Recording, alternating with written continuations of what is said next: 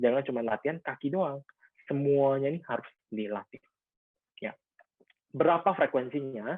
Dari WHO sendiri tidak menyarankan. Tapi yang dari saya pelajari, sebaiknya ya, seminimal-minimalnya itu ada 2 kali seminggu.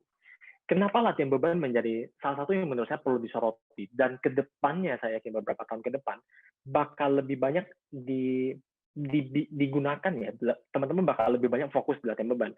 Karena latihan otot, latihan beban ini adalah salah satunya cara untuk meningkatkan massa otot. Teman-teman nggak bisa meningkatkan massa otot dengan latihan aerobik.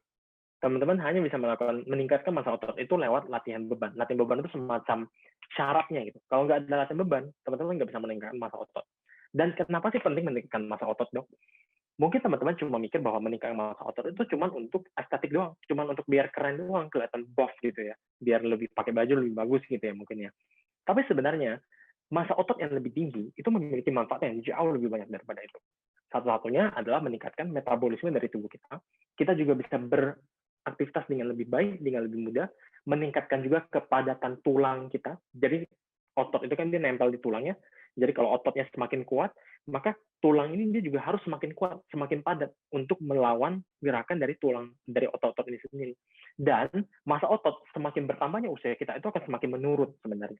Hal ini jelek banget, bukan cuma untuk masalah metabolisme, bukan untuk cuma masalah sensitivitas insulin, penyakit-penyakit dan seterusnya, tapi juga untuk ya bagaimana kita beraktivitas. Saya yakin teman-teman semua di sini ingin menikmati masa tuanya bersama anaknya, bersama cucunya, bersama teman-temannya, dan hal ini menjadi salah satu hal yang penting sekali untuk teman-teman mulai investasikan. Jadi di latihan beban. Start low, go slow. Mulai aja dulu dari latihan-latihan yang mudah. Yang saya jelasin di sini misalnya. Atau di YouTube juga sebenarnya boleh. Tapi harus dilakukan dengan lebih baik. Kalau misalnya teman-teman sudah mulai merasa nikmat, teman-teman sudah mulai bisa mulai gimana ya, mulai membangun rutinitasnya, teman-teman bisa mulai mencari fitness trainer.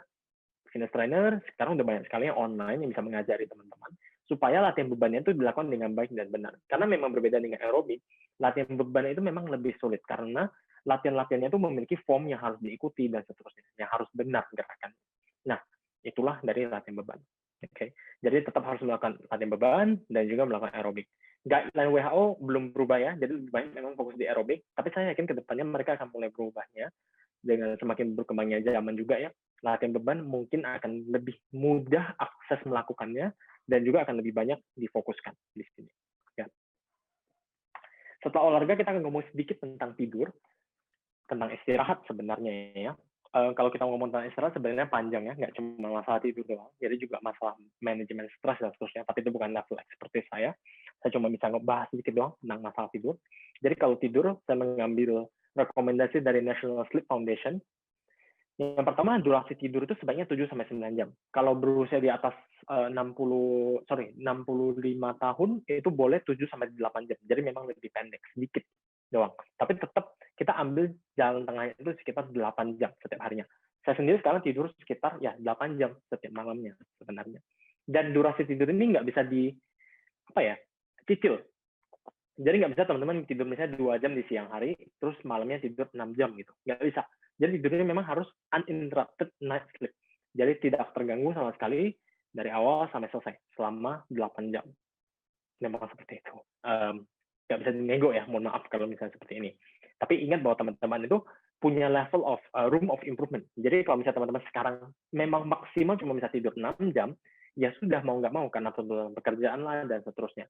Tapi ketahuilah bahwa teman-teman tetap bisa menambah jam tersebut. Dan 6 jam itu bukan yang terbaik. Jadi teman-teman bisa naik ke 6,5 jam, naik ke 7 jam, 7,5 jam, pelan-pelan bertahap. Saya sekarang mungkin enak udah ngomong kayak, oh saya tidurnya 8 jam. Tapi saya juga mulai dari angka yang rendah. Saya juga dulu tidurnya nggak teratur, 6 jam doang, 6,5 jam doang. Tapi akhirnya pelan-pelan saya naikin jadi 7 jam, 7,5, akhirnya sekarang sampai di 8 jam. Sweet spot. Nah, yang kedua adalah bikin jadwal tidur yang teratur.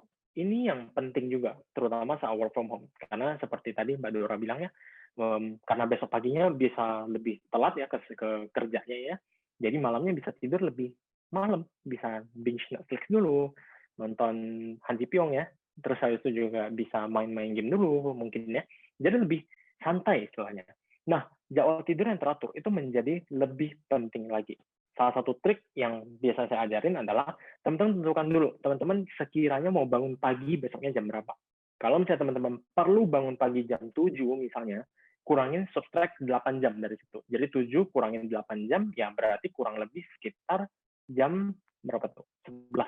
Jadi terakhir teman-teman boleh tidur itu, terakhir teman-teman paling malam teman-teman harus tidur tuh jam 11 malam. Itu salah satu cara untuk mengatur jadwal tidur yang teratur ini. Dengan jadwal tidur yang teratur juga, teman-teman akan lebih terbiasa dan membiasakan tubuh kita untuk tidur lebih cepat dan bangun sesuai waktunya. Kayak saya sekarang udah nggak perlu alarm lagi. Apa itu alarm? Karena udah teratur jadwal tidurnya. Udah jam-jam tidur ya jam-jam segitu doang. Bangunnya juga jam-jam segitu doang. Beda lagi nanti kalau misalnya udah punya anak kedua saya lahir, ya itu beda cerita lagi ya kalau misalnya seperti itu ya. Tapi untuk sekarang, jadwal tidur saya udah teratur banget. Jadi saya tidur sesuai dengan jamnya, bangunnya juga sesuai dengan jamnya. Dan ini yang membantu saya. Jadi saat di malam hari saya nggak kesulitan untuk tidur, di pagi harinya saya juga nggak kesulitan untuk bangun. Oke. Yang berikutnya adalah perhatikan ritual sebelum tidur. Ritual sebelum tidur ini penting. Jadi kita harus membiasakan supaya mood kamarnya juga enak. Setelah itu sekalian ya, perhatikan kondisi kamar. Jadi kamarnya juga lebih enak, kamarnya juga lebih nyaman, AC-nya, kipasnya itu di-set sesuai dengan suhu yang kita inginkan, bantalnya juga cukup empuk, posisinya dan seterusnya itu harus diperhatikan sebenarnya. Atau mungkin ritual lainnya teman-teman mungkin cuci kaki dulu, gosok gigi dulu dan seterusnya. Ini penting untuk diperhatikan, terutama sebelum teman-teman tidur. Lanjutannya adalah sebenarnya yang ini, jangan gunakan gadget mendekati waktu tidur. Karena saat mendekati waktu tidur, saat kita masih menggunakan gadget kita, adalah kekurangannya. Gadget itu dia mengeluarkan sinar biru. Semua gadget ya, jadi laptop, tablet, handphone, semuanya itu dia menggunakan sinar biru. Dan sinar biru ini akan mengirimkan sinyal kewaspadaan, alertness kepada tubuh kita. Dulunya, zaman dulu banget, sinar biru ini didapatkan dari sinar matahari sebenarnya. Jadi mengikuti siklus yang benar. Jadi kalau malam hari kan udah nggak ada sinar matahari tuh. Nah, seharusnya tubuh kita tuh sudah mulai istirahat, sudah mulai ngantuk. Nah, sekarang sinar biru itu sudah ada di gadget kita secara artifisial dan itu bisa mengakibatkan kita untuk lebih waspada, lebih alert sehingga lebih sulit untuk tidur. Makanya sebaiknya tidak memainkan gadget mendekati waktu tidur. Jaraknya mungkin boleh sekitar 1-2 jam dan taruh gadgetnya agak jauh dari teman-teman. Jadi jangan terlalu dekat dengan kasur. Ini salah satu yang saya lakukan juga di rumah. Jadi jarak antara gadget dengan kasur saya itu sekitar 1-2 meter. Jauh jaraknya. Supaya saya tidak tergoda untuk buka di malam hari terutama. Karena kan kita masih pipis-pipis ya. Kalau malam hari ya, biarkan dulu. Kadang-kadang kita, kalau handphonenya dekat sama kita kayak otomatis aja gitu, mau buka gitu, ngecek jam doang. Kadang pas kita udah lihat jam, kita lihat ada notif pekerjaan atau chat dari siapa, mungkin mantan, dan seterusnya, kita tergoda untuk membuka. Nah, hal itu yang akhirnya membuat kita untuk tidak tidur, kewaspadaannya naik. Makanya taruh handphonenya agak jauh dari tempat tidur kita. Yang berikutnya, investasi peralatan kasur. Kalau dipikir-pikir, kalau misalnya saya bilang saya tidur 8 jam selama sehari, berarti saya sudah menghabiskan sepertiga waktu saya untuk tidur. Nah, penting sekali untuk menginvestasikan diri di peralatan kasur. Jadi kasurnya lebih enak, bantalnya lebih nyaman, gulingnya lebih nyaman, selimutnya mungkin yang lebih oke, supaya tidurnya juga lebih maksimal. Istilahnya kita mau ngecas gitu loh. Jadi kalau kayak handphone juga sebaiknya kita pilih adaptornya yang ori, terus kabelnya juga yang bagus, supaya ya handphonenya tercas dengan lebih baik. Tubuh kita juga harus seperti itu, supaya kita itu beristirahat dengan lebih baik, supaya kita recovery-nya juga lebih penuh, lebih enak. Jadi nggak ada salahnya sebenarnya untuk menginvestasikan sedikit di peralatan kasur. Ya. Yang berikutnya, yang terakhir ya, hati-hati kafein dan alkohol. Kafein itu meningkatkan kewaspadaan juga. Jadi kalau bisa jangan minum terlalu dekat waktu tidur. Half-life-nya kafein itu sekitar 5 jam. Jadi setelah 5 jam akan ada setengah kafein yang terbuang oleh tubuh kita. Jadi perlu waktu lagi sekitar 5 jam kemudian untuk mengeluarkan secara habis. Ya. Jadi kalau bisa sore hari itu udah nggak boleh ada kafein sebenarnya. Jadi kalau bisa ya kafein strict di pagi dan di siang hari aja. Kalau bisa. Ya. Nah, alkohol sebenarnya dia memang bisa di beberapa orang ya membantu tidur ya. Tapi kualitas tidurnya menjadi jelek. Jadi sering terbangun-bangun, tidurnya juga nggak dalam, dan seterusnya. Jadi alkohol itu masih agak, ya sebenarnya juga sebaiknya dihindari. Karena memang mungkin dia bisa membantu tidur, tapi kualitas tidurnya menjadi jelek. Gitu. Saya yakin apa yang saya katakan itu agak overwhelming ya. Teman-teman mungkin yang nyatet juga, ini apaan nih, baik banget nih yang harus saya lakukan gitu. Yang selalu saya ajarin adalah start low, go slow. Mulai dari satu kebiasaan kecil, ya. Setelah itu perlahan-lahan tingkatkan. Ini saya lupa saya dengar di mana, tapi di salah satu podcast juga. Jadi ada seseorang yang dia mau membangun kebiasaan untuk nge-gym, untuk mulai ya ke gym, untuk melakukan latihan beban dan seterusnya ya. Yang dia lakukan adalah dia membiasakan diri dulu untuk pakai pakaian gym. Udah gitu aja. Jadi setiap paginya dia bangun, dia pakai pakaian gym, habis itu dia naik taksi atau naik apalah ke tempat gymnya. Sesamanya di tempat gym, dia pulang. Udah, gitu aja dia setiap hari. Jadi dia mulai dari kebiasaan itu dulu. Baru pelan-pelan setelah dia udah pakai baju, dia pakai sepatu, dia ke gym, dia mulai latihan kardio mungkin sekitar 5 menit, 10 menit aja. Habis itu dia pulang. Perlahan-lahan seperti itu, dan akhirnya kebiasaannya itu mulai terbentuk. Ini juga yang saya lakukan untuk diri saya. Bukan masalah diet ya, tapi ke skincare. Mohon maaf nih, mungkin teman-teman agak kaget gitu ya. Wah kok dokter ini jorok gitu ya. Tapi saya nggak pernah cuci muka sebelumnya. Jadi kalau cuci muka itu kalau diingetin sama istri saya, dan itu pun sering saya abaikan gitu. Karena saya belum ngerti pentingnya skincare, pentingnya mencuci muka gitu. Saya belum ngerti pada saat itu. Dan baru tahun ini sebenarnya saya mulai menyadari bahwa, oh sebenarnya penting ya masalah kesehatan muka ini sebenarnya. Penggunaan skincare ini penting sebenarnya. Yang saya lakukan adalah saya mulai dari yang terkecil. Jadi saya biasanya cuci muka dulu setiap hari. Nah, setiap hari saya cuci muka, cuci muka, cuci muka. Oh, udah mulai terbiasa nih, udah mulai kelihatan ada hasilnya sedikit. Saya mulai merasa, oh oke, mulai saya bisa naikin nih. Saya tambahin moisturizer. Setelah moisturizer, saya naikin, saya tambahin ada maskeran seminggu sekali. Habis itu saya mulai tambahin ada toner. Sekarang udah mulai ada serum, terus udah ada eye cream dan seterusnya, udah banyak lah, udah ada scrub, udah ada peeling dan seterusnya. Tapi itu perlahan-lahan, sedikit demi sedikit, sedikit demi sedikit, sedikit demi sedikit. Kita bangun kebiasaannya dan naik perlahan-lahan sesuai dengan kenyamanan kita. Dan saya yakin pasti akan sampai, teman-teman pasti bisa melakukan. Oke, terima kasih untuk waktunya, terima kasih untuk kesempatannya, teman-teman. Saya kembalikan ke Mbak Dora ya. Terima kasih. Wah, menarik sekali nih Dokter Dion. Nah, kalau kita lihat di kolom chat Q&A, ini sudah banyak banget nih pertanyaan Dokter Dion. Saya izinkan mengajukan beberapa pertanyaan ya, Dok. Silakan, boleh. Oke, Dok, kan kita udah tahu tadi diet, defisit kalori, jenis-jenis diet gitu ya. Nah, Dok, kalau boleh tahu nih, ada nggak sih tapi penyakit-penyakit yang bisa ditimbulkan kalau kita tuh memaksa diri kita tuh diet berlebih gitu, Dok? Kalau ada, penyakit apa sih, Dok, yang biasanya muncul? Baik. Kalau misalnya kita dietnya salah ya istilahnya ya, kalau dietnya ngaco gitu ya, terlalu Iya, parah gitu ya. atau maksa Salah banget satunya gitu, Dok? Oke. Jadi, saya nggak jelasin tadi, jadi sebenarnya komponen dari kalori itu ada namanya BMR atau basal metabolic rate. Ini, Mhm. simpelnya ini adalah jumlah minimal di mana tubuh kita tuh bekerja. Jadi organ-organ tubuh kita supaya bekerja dengan baik, dia perlu angka minimal ini, yaitu BMR. Nah, Oke. kalau kita makan di bawah angka ini terlalu lama ya, dalam jangka waktu yang panjang, otomatis tubuh akan mulai mengorbankan beberapa fungsi-fungsi tubuhnya. Jadi mungkin merasa kayak kalau jantung kan otomatis penting ya, kalau misalnya jantung nggak bergerak kan otomatis langsung langsung nggak bisa bergerak sama sekali. Jadi mungkin tubuh akan mulai mengurangi fungsi-fungsi yang lain. Mungkin salah satunya seperti sistem hormonal. Mhm. Hormonalnya menjadi tidak teratur. Lalu mungkin masalah rambut juga, rambutnya mulai rontok, kulitnya mulai Wow, menjadi nggak bagus dan seterusnya. Itu mungkin bisa salah satunya seperti itu. Hal oke. lain lagi mungkin dari diet yang terlalu restriktif, diet yang mungkin terlalu membatasi makanan tertentu, itu Mhm. bisa ke arah psikologis. Jadi salah satunya ortoreksia, clean eating. Nah ini Oh. mulai banyak sekarang. Jadi banyak orang yang mulai merasa kayak, kalau saya makan saya harus clean eating, saya harus makan yang sehat, saya Oh. harus makan yang ini aja, mengkotak-kotakan makanan. Nah hal ini buruk juga istilahnya. Karena teman-teman nantinya ya akan masuk ke dalam psikologis yang buruk, dan nanti Mhm. bisa berkembang menjadi penyakit-penyakit yang lain. Gitu.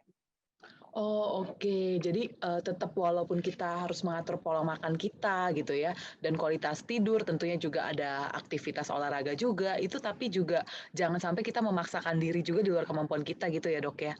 Karena justru nanti Betul, nimbulin penyakit-penyakit baru gitu ya, Dok, ya? betul. Oke. Nah, Dok, ini ada lagi pertanyaan.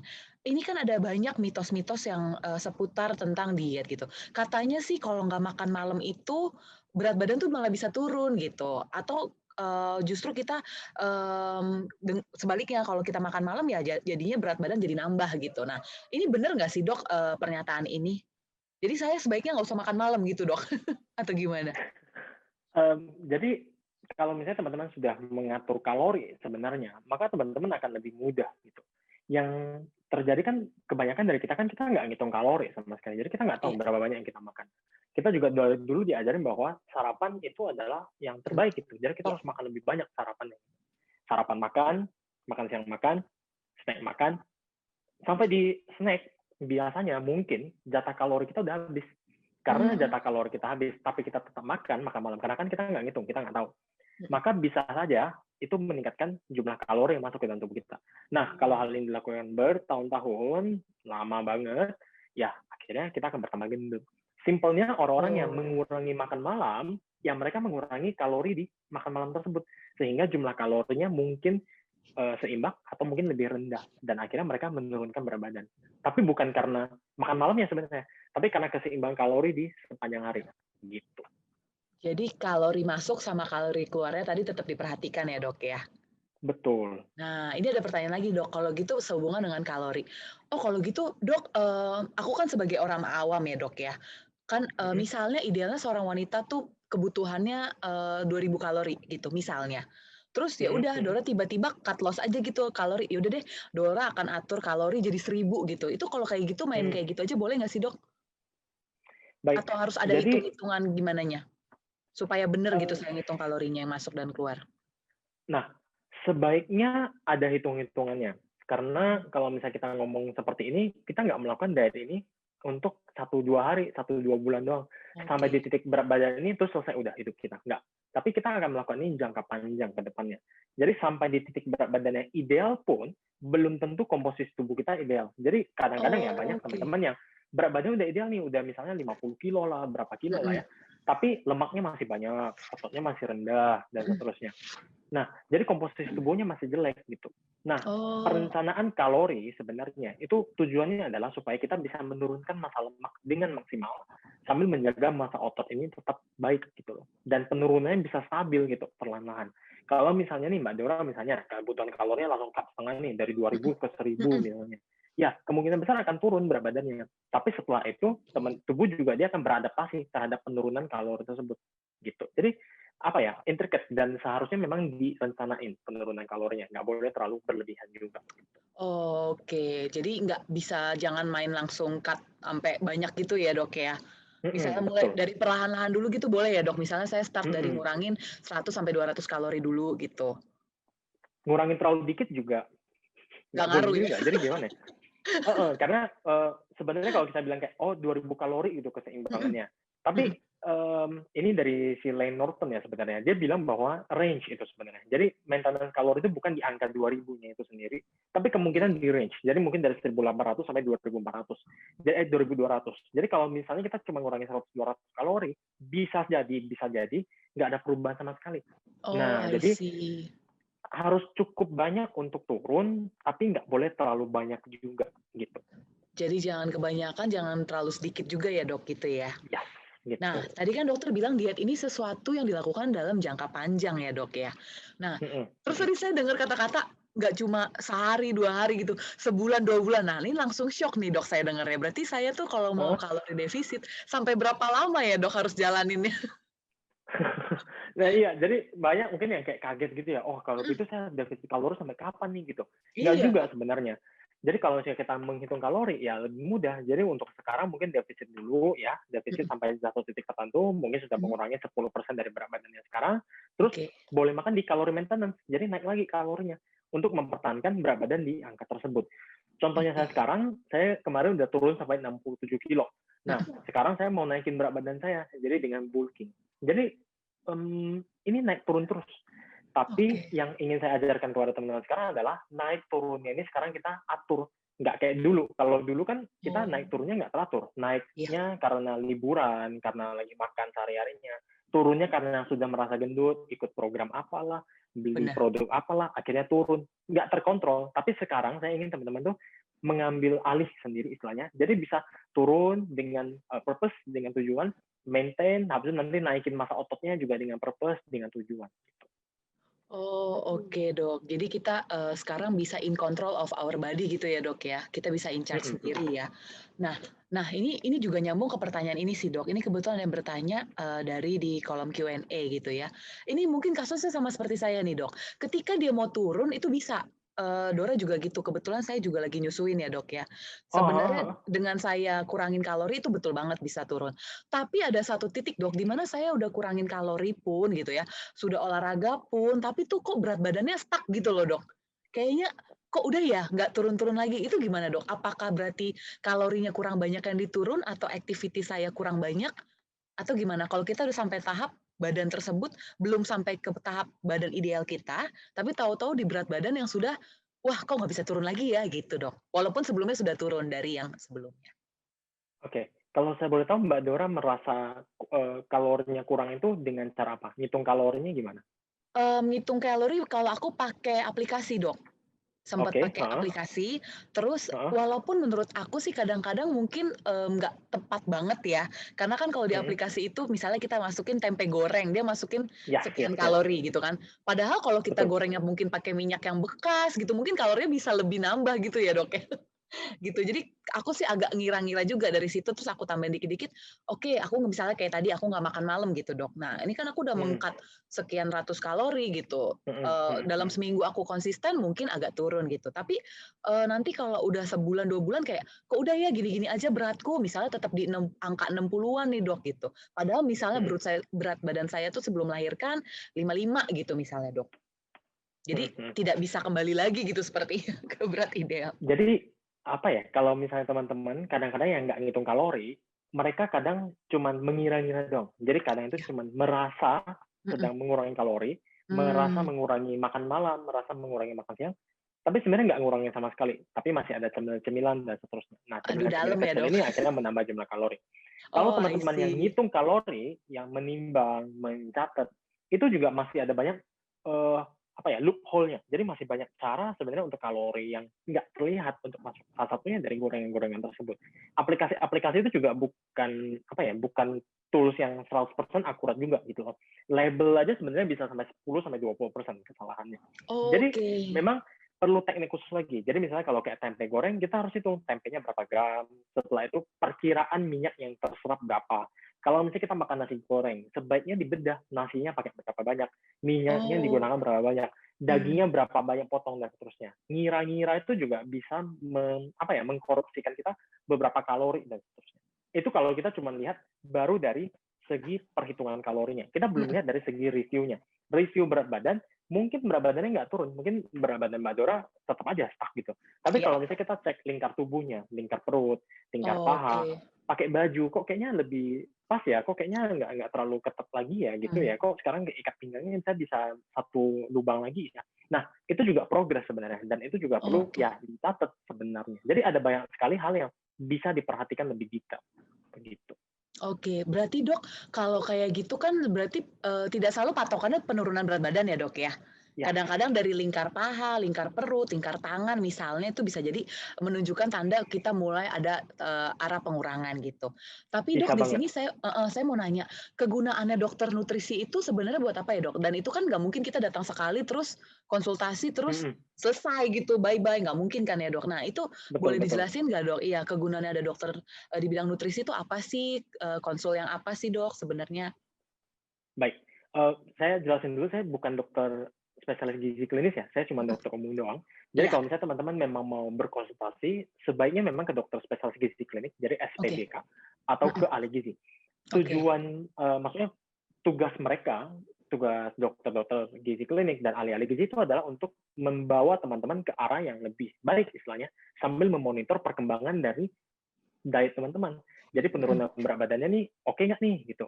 Penurunan berat badannya nih bener nggak nih. Nah, mhm, terus menjawab pertanyaan teman-teman juga seputar diet yang lebih personalized. Karena kalau misalnya kita melihat seperti ini kan diet itu personalized banget sebenarnya. Jadi yang mmm, saya ajarin kepada teman-teman itu biasanya untuk yang umum gitu loh. Tapi kalau oke, misalnya untuk satu orang sendiri, misalnya nih untuk istri saya sendiri aja tuh udah beda banget dengan cara saya makan.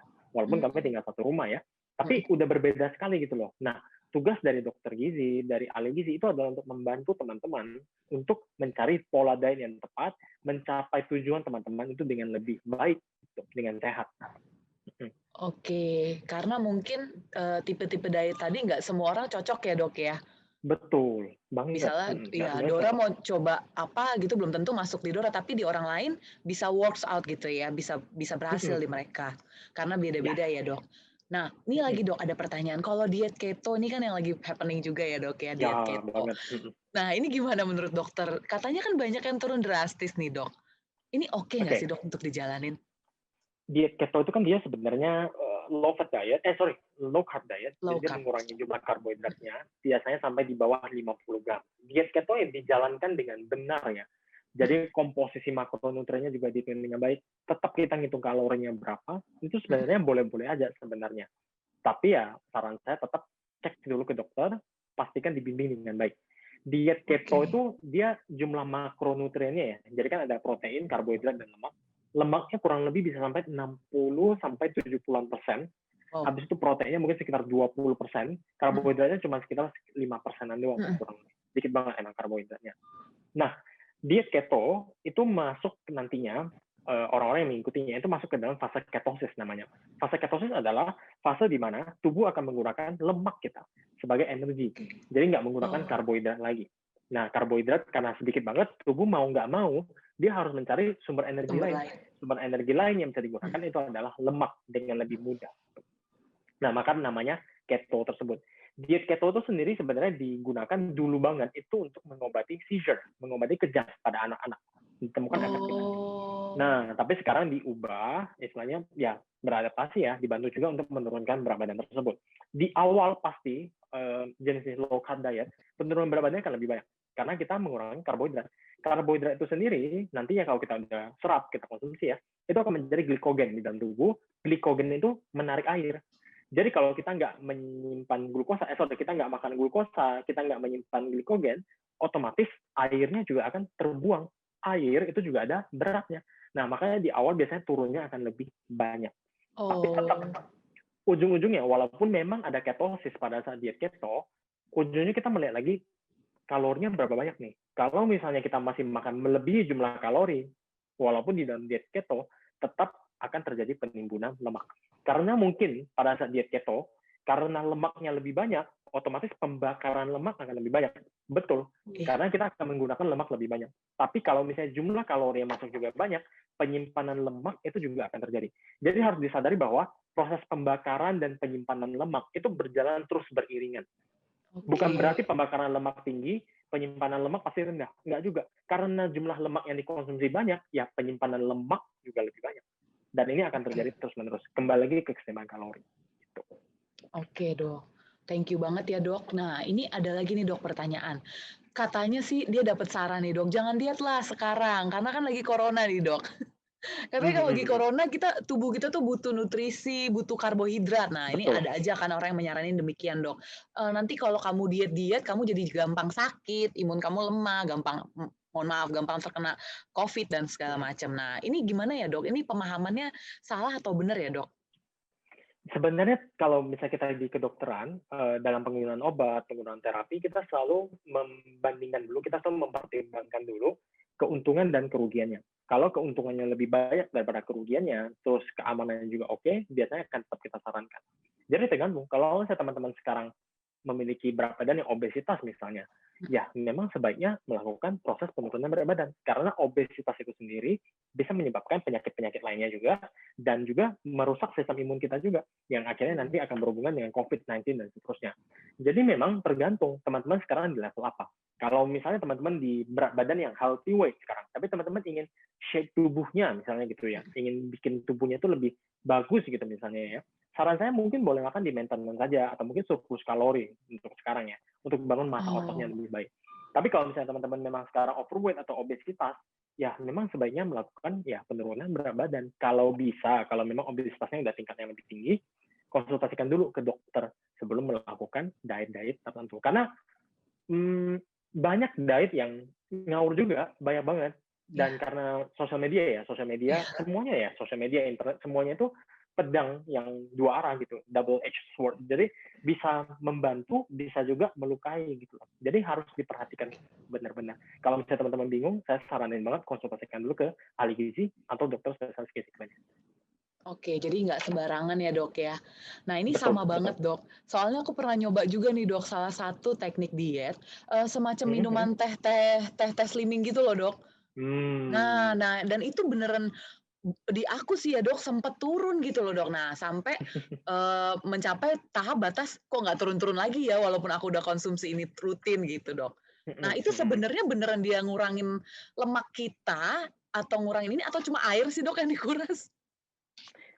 Tergantung ya, kadang sekarang produk-produk itu ada banyak banget, tapi biasanya pasti itu campuran untuk membantu, penurunan berat badan itu pasti ada dari pola diet-nya juga. Jadi biasanya pola diet-nya itu juga diajarin atau mungkin, dibilangnya jangan konsumsi apa-apa selain dari produk ini. Iya Jadi jangan konsumsi apapun selain teh ini doang.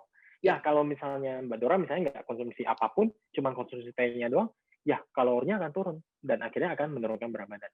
Satu hal yang saya ngomong kemarin hari itu adalah kalau misalnya memang ada ramuan khusus gitu ya, produk Mhm. apa gitu yang ajaib gitu dari Indonesia yang bisa menurunkan berat badan, obesitas bisa hilang dari dunia ini, ya kenapa nggak dipublikasikan secara luar gitu kepada dunia internasional? Ini anekdotal ya, ini Mhm cuman ngomong doang gitu istilahnya. Tapi mhm. kenapa nggak dipublikasikan gitu? Kalau memang ada ramuan yang seajaib itu, gitu. Karena memang sampai sekarang belum ada gitu loh.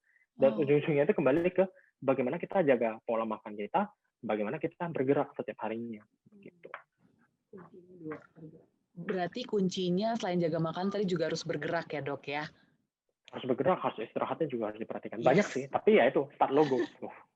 Bener, Dok, karena salah satunya tadi kayak tadi yang dokter bilang kurang tidur tuh juga mempengaruhi, jadi cepet Mhm. lapar lagi gitu ya, jadi berantakan semuanya. Ya, mhm Nah, mhm. ini pertanyaan terakhir nih, Dok, mungkin juga ada yang relate Oke, seperti saya ya. Ini kan tadi heeh, lagi-lagi saya ibu menyusui nih, Dok, walaupun mungkin anaknya heeh udah cukup heeh. besar untuk kita berhenti stop nyusuin. Nah, ini saya masih suka kebangun-bangun tengah malam, Dok. Jadi atau mungkin ada orang tua yang di sini juga menonton, suka pipis tengah malam gitu loh, Dok, kebangun-bangun. Itu ngaruhin Mhm mhm. kualitas tidur kita juga nggak sih, Dok? Nah, kalau kayak gitu gimana caranya ya? Apalagi kayak saya nggak mungkin anak saya minta nyusu terus saya tolak gitu. Karena kan saya Betul pasti betul betul. kebangun-bangun gitu ya, Dok, ya. Nah, itu pasti Mhm. apakah wajar memang seperti itu jadinya, ada relate dengan, ya udah Dora karena Dora tetap nyusuin, tetap bangun, ya makanya Dora masih gendut gitu misalnya, Dok. Apakah itu gimana? Atau ibu nyusuin bisa melakukan, diet yang apa gitu jenisnya, Dok? Jadi sebenarnya mempengaruhi, iya mempengaruhi, tapi saya rasa tidak seberpengaruh istilahnya dari keseimbangan kalori tersebut. Oke. Jadi kalau misalnya dari NSF itu sendiri, terbangun di malam hari, selama kita bisa tidur kembali dalam waktu kurang lebih 10 sampai 15 menit, itu Mhm. sebenarnya nggak terlalu bermasalah. Karena kayak BAK di malam hari, ya itu cukup wajar terjadi. Cuman kayak saya sendiri, saya juga mulai mengurangi, minum air di malam hari Mhm untuk mengurangi ya ke BAK di malam mhm. harinya tersebut. Itu salah satu yang bisa dilakukan. Tapi kalau misalnya untuk anak ya, terutama untuk kalau menyusui, ibu-ibu dan seterusnya, ya sebisa mungkin ya maksudnya gimana ya, prioritas juga ya, lebih ke arah prioritas juga. Kalau memang prioritasnya masih ada di arah sana, ya mau nggak mau memang harus dilakukan dulu sementara waktu gitu. Dan bukan berarti kalau misalnya seperti itu, mutlak syarat bahwa oh nggak bisa turun berat badan gitu, nggak juga gitu. Mhm. Mungkin kualitas tidur akan terganggu sedikit, tapi ya sebisa mungkin mencari jalan keluarnya. Jadi mungkin kalau misalnya sudah cukup besar anaknya, mungkin sudah saatnya untuk menyapih dan seperti itu. Iya. Jadi ya kembali lagi ke prioritas kita masing-masing. Sekarang ada di level mana kehidupan dan bagaimana kita ngaturnya gitu. Tapi bukan syarat mutlak bahwa kalau terbangun di malam hari untuk menyusui nggak bisa turun berat badan. Enggak. Iya. Takutnya nanti jadi dengernya karena tadi, "Oh iya kualitas tidur saya berpengaruh nih. Jadi berarti saya Enggak. nggak bisa diet dong," gitu, karena saya kurang tidur Bisa, misalnya bisa. gitu ya, Dok. Oke. Nah, dokter ini pertanyaan terakhir nih, ini bukan pertanyaan sih, lebih kayak permintaan nih, Dok. Boleh Oh ulangin iya nggak, iya Dok? iya iya. Ya, contohin dong tadi yang tentang hand portion diet, mungkin tadi ada yang masih kurang perhatiin gitu loh, Dok. Gimana sih kita Hand portion. ngatur heeh, hand portion. Jadi tadi ada pertanyaan nih di grup saya sih, Dok, gini, "Saya sih makannya hand portion tapi portion gajah," gitu tangannya. Nah, ini Jadi boleh dicontohin nggak, Dok, si hand portion diet-nya ini oke, gimana? Diulangin lagi. kalau hand portion guide itu sebenarnya karena tangan kita ukurannya kan berbeda-beda ya. Ya, Otomatis ukuran tangan saya sama ukuran tangan Mbak Dora kan beda gitu. mhm, Jadi memang dari personal nutrition jadi mereka mengembangkan metode ini tuh untuk membantu orang-orang supaya ya bisa makan dengan lebih mudah tapi tetap mencatat makanannya itu sendiri. oke. Nah, jadi yang dihitung itu ada 4. Nah, yang pertama adalah lemak, yang kedua adalah protein, yang ketiga karbohidrat, dan yang keempat itu adalah sayur-sayuran. Sayur-sayuran dibedain. Nah, Oke. hampir sama sebenarnya dengan isi piringku ya kalau saya lihat ya. Kalau lemak itu dihitung dengan menggunakan jempol. Nah, kalau lemak kan kita hitung jempol kan susah ya. Mungkin 1 sendok makan minyak itu boleh sama dengan 1 jempol kurang lebih. Kalau misalnya protein dimasuk dalamnya kayak dada ayam, tempe, tahu, daging sapi dan seterusnya itu 1 telapak tangan. Ketebalannya Oke. sama, ketebalannya juga 1 telapak tangan. Oke. Kalau karbohidrat itu dihitung dengan cups. Jadi cup seperti ini. Jadi tangannya dikuncupkan seperti ini. Nah, karbohidratnya kurang lebih 1 cup ini gitu. Iya, Penuh. oke. Karbohidrat itu termasuk juga dalamnya buah-buahan sebenarnya. Buah-buahan, grains, Oh. nasi, roti, mie itu termasuk dalam karbohidrat. Mhm. Baru yang terakhir itu adalah sayur-sayuran. Sayur-sayuran itu 1 kepal tangan. Jadi seperti ini kurang lebih 1 kepal. Oh, segini ya, Nah, Dok. ya, Oke. startnya disaranin kalau untuk perempuan itu mulai dari 6 serving Mhm. tangan untuk semuanya. Kalau laki-laki itu untuk 8 serving tangan. Nah, ini itu sebagai kalori maintenance ya buat teman-teman. Jadi coba mulai mungkin hari ini Mbak Dora mulai dari 6 serving tangan untuk Mhm. semuanya, tapi dicatat, tetap harus dicatat. Oh, saya hari ini Oh. makan untuk makan pagi saya makan 2 serving ini, 2 serving ini, 2 serving ini. Untuk makan siang saya ini. Terus nanti total hari ini saya makan berapa banyak. Nanti setelah 1 minggu review ulang, lihat oh minggu ini ternyata saya makan sebanyak ini rata-ratanya ya ini. Perubahan berat Oh. badan saya ternyata nggak berubah nih, lingkar tubuh juga nggak ada perubahan nih. Oke, mungkin belum ada perubahannya. Saya lanjutin dulu deh 1 minggu lagi. Lanjutin dulu 1 minggu dengan diet yang sama. Oh ternyata nggak turun sama sekali nih. Oke, mungkin saya coba kurangin jempol tangan 1 untuk lemaknya, 1 cup Mhm. tangan mungkin untuk karbohidratnya. Coba dikurangin. Oh, Nah nanti di oke. review lagi minggu depannya. Cara ini untuk supaya ada proses pencatatan, ada datanya gitu. Kalau kita nggak punya datanya, maka akan sulit. Cara lain lagi sebenarnya sebelum ini adalah dengan menggunakan handphone. Simple. Oke. Jadi semua makanan yang masuk ke dalam tubuh kita, semua yang kita makan, kita foto aja. Foto. Oh, Terus tiap minggunya kita review, lihat. Oh baru minggu di ini akhir minggu kayaknya di-review ya, Dok, ya? betul. Saya minum terlalu banyak minuman ini nih, es kopi susu Kopi. nih. Oh, nah Kopi saya boba. minum terlalu banyak boba nih ternyata. Mhm. Oh, saya kayaknya makan nasinya terlalu banyak nih setiap harinya nih. Oh, Iya. lemaknya terlalu berlemak nih makanan minggu ini nih. Coba dikurangin ah. Seperti itu, boleh. Oh, oke, Dok. Jadi nah ini pas banget nih kayaknya metode tadi, karena kalau saya tipe yang males banget gitu tiap makan, kalau foto sih tapi paling buat IG story misalnya ya. Tapi kalau nggak tiap saat juga gitu kan, nggak 3 kali sehari Iya, juga. iya, Nah, iya. berarti mungkin bisa saya foto, saya review di akhir minggu gitu kali ya, Dok, ya? Boleh. Supaya saya tahu apa yang berlebihan. Waduh, terima kasih banyak nih Dokter Dion, ilmunya Sama-sama. menarik sekali, bagus banget. Ini banyak sekali sebenarnya pertanyaannya Dokter ya, cuma karena keterbatasan waktu, kita batasin sampai sini aja sesi tanya jawabnya Dokter. Iya, Oke, sebelum kita tutup Dokter, saya boleh izinkan menerangkan sedikit kepada para partisipan dulu ya Dok? Nanti saya kembali boleh lagi ke silakan, Mbak. Dokter sebentar. Oke, oke, Baik, saya mute. iya, Bapak Ibu sekalian terima kasih sudah masih ada di sesi kita sampai siang hari ini. Nah, Bapak Ibu sekalian kita tadi sudah mendengar penjelasan dari Dokter Dion mengenai diet, atau cara diet yang sehat di masa pandemi seperti ini. Nah, kami dari Generali Indonesia sendiri sekarang mempunyai fitur bernama Generali DNA Journal. Apa itu? Nah, untuk para nasabah premium Generali, kami memiliki fitur DNA Journal di mana ini merupakan tes DNA yang bisa mengidentifikasi makanan dan vitamin apa yang cocok serta olahraga seperti apa yang cocok untuk Bapak Ibu masing-masing, serta sampai dengan pola tidur. Karena kan kita tahu tadi setiap orang bisa berbeda-beda ya, pola makannya, olahraganya, pola tidurnya itu bisa beda-beda. Nah, di Generali kita punya fitur namanya Generali DNA Journal ini. Dan juga bahkan bisa mengetahui sampai dengan tingkat ketahanan stres berdasarkan DNA dari bapak atau ibu masing-masing. Jadi nanti diambil dari saliva kita atau dari air ludah kita dites untuk DNA-nya gitu ya. Nah di DNA Journal ini terdapat 3 fitur, yaitu yang pertama Nutrigenomics untuk identifikasi makanan dan vitamin yang cocok untuk tubuh kita. Fitness yang kedua untuk identifikasi jenis olahraga yang cocok. Sekali lagi karena tiap orang memiliki pasti olahraga yang berbeda-beda yang cocok untuk tubuhnya. Kemudian yang ketiga adalah fitur untuk melihat tingkat sleep dan juga stresnya. Nah, tes DNA ini sederhana tadi cuma dengan pengambilan saliva dari saliva Bapak Ibu masing-masing untuk mengetahui karakteristik DNA-nya. Nah, berkaitan dengan topik siang hari ini, DNA Journal juga cocok nih untuk identifikasi diet seperti apa sih yang cocok untuk Bapak Ibu sesuai dengan karakteristik DNA kita masing-masing. Bagaimana makanan yang cocok, lalu olahraga yang cocok dilakukan gitu ya. Itu juga ada di situ Bapak Ibu. Nah, tadi Dokter Dion juga sempat membahas tentang tidur ya, quality of sleep. Nah, di DNA Journal Sleep and Stress Bapak Ibu bisa mengenali profil tidur Bapak Ibu masing-masing.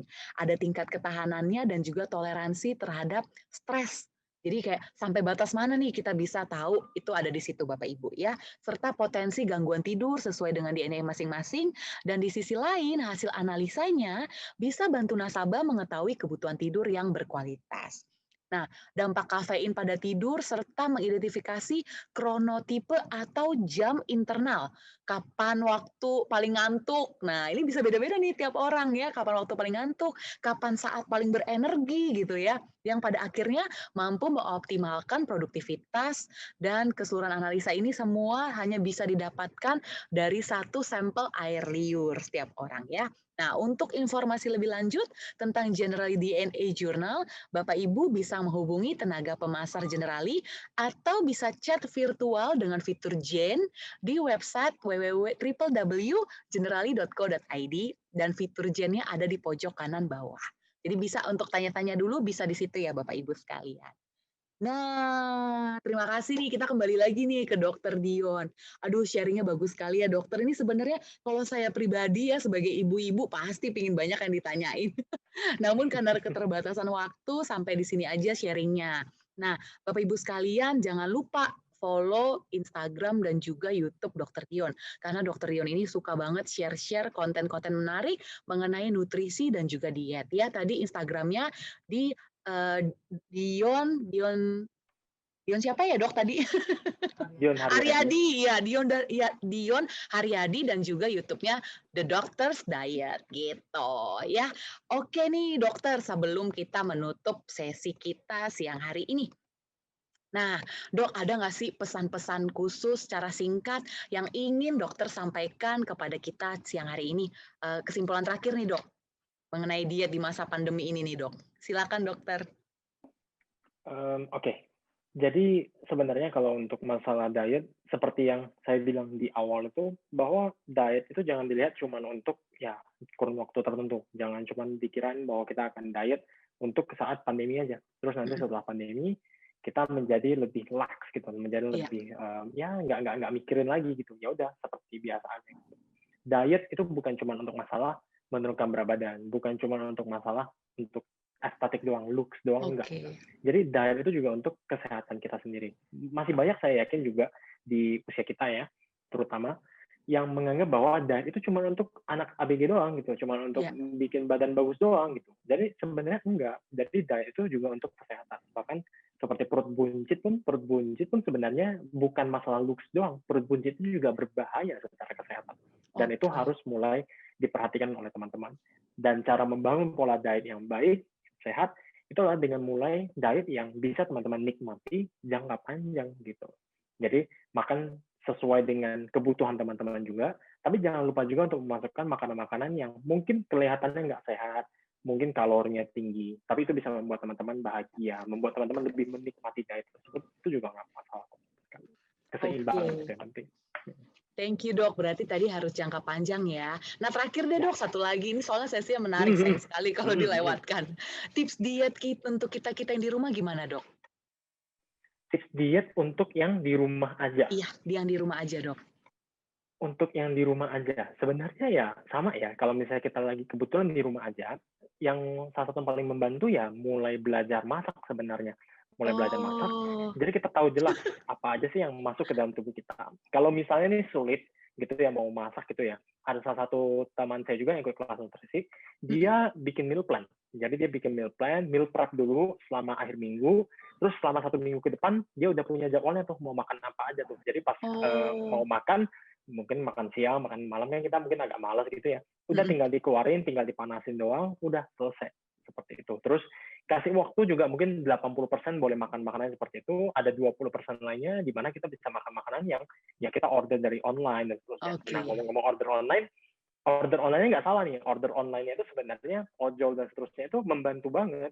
Mhm, Cuman kitanya aja yang harus mulai bisa memperhatikan gitu loh. Ini oke. gimana sih cara ngaturnya? Oke dok, thank you so much ya Dokter Dian, Dion Sama-sama. untuk sesinya. Ya ampun menarik sekali Dokter Dion. Ini sangat-sangat menarik. Terus kayak apa ya? Berguna gitu loh untuk kita-kita yang lagi WFH tapi pingin pingin kurus, pingin berat badannya ideal gitu. Bukan kurus sih, tapi lebih kayak pingin berat badan ideal supaya terhindar dari penyakit-penyakit demikian ya. Terima kasih Dokter Dion untuk sesinya. Sama-sama. Sehat dan bahagia selalu Terima di kasih sana Mbak ya Dok Dora. ya. Jangan Iya, lupa sama-sama. teman-teman di-follow Dokter Dionnya. Thank you, Mbak Dora. Thank you, bye-bye Dokter Dion. Iya, bye-bye.